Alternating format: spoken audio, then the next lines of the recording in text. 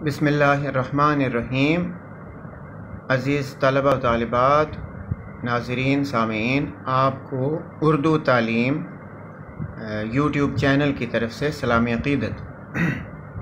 آج کا ہمارا موضوع ہے انٹرمیڈیٹ سال اول فرسٹ ایئر کے لیے نظم کے اشعار کی تشریح کیسے کی جائے، اس کا امتحان میں کیا طریقہ ہونا چاہیے۔ یہ چینل جس کا نام اردو تعلیم ہے، یہ اردو تعلیم کی ترقی کے لیے، ترویج کے لیے اور اردو زبان کے فروغ کے لیے بنایا گیا ایک چینل ہے۔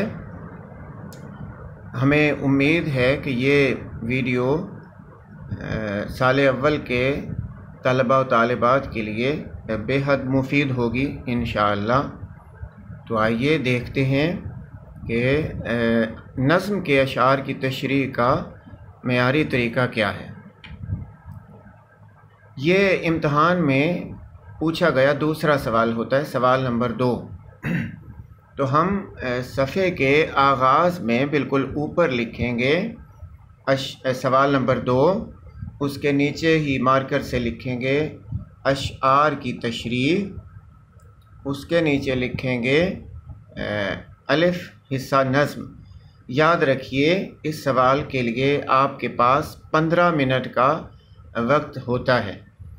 2 اشعار دیے جاتے ہیں، مثال کے طور پہ حمد کے 2 اشعار ہیں۔ دوسرا کون ہے جہاں تو ہے، کون جانے تجھے کہاں تو ہے، لاکھ پردوں میں ہے تو بے پردہ، 100 نشانوں میں بے نشاں تو ہے۔ تو کوشش کیجئے دونوں اشعار آپ لکھ لیں، چونکہ ان کی تشریح اکٹھی ہونی ہے، اس لیے انہیں لکھا بھی اکٹھا ہی جانا چاہیے۔ اب ہم اس کے آگے صفحے کے دائیں جانب لکھیں گے نظم کا عنوان۔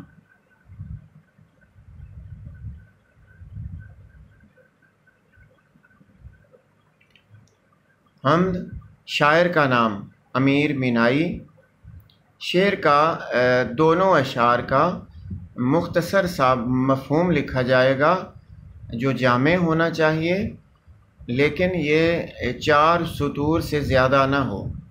اس کے بعد تشریح کی ایک الگ سے سرخی دی جائے گی۔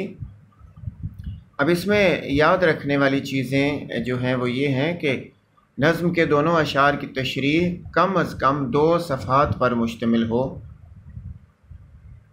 حوالہ جات ضرور تحریر کیے جانے چاہیے۔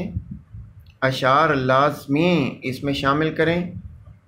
اقوال لکھے جا سکتے ہیں، حسب ضرورت آیات و احادیث کے تراجم بھی شامل کیے جا سکتے ہیں۔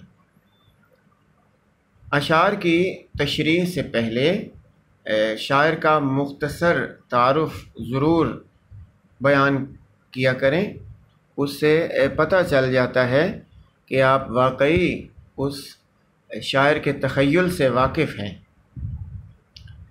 پھر اس کے ساتھ ہی نظم کے دونوں اشعار کی تشریح اکٹھی کر دینی چاہیے تاکہ وہ تسلسل قائم رہے۔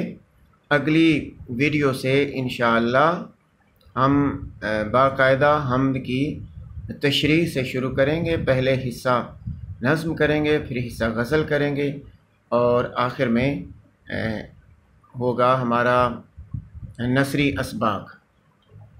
اللہ تعالی ہمارا حامی و ناصر ہو۔ اردو زبان و تعلیم کا چینل، آپ کا چینل اردو تعلیم، محمد اکرم شاد کی طرف سے سلامی عقیدت۔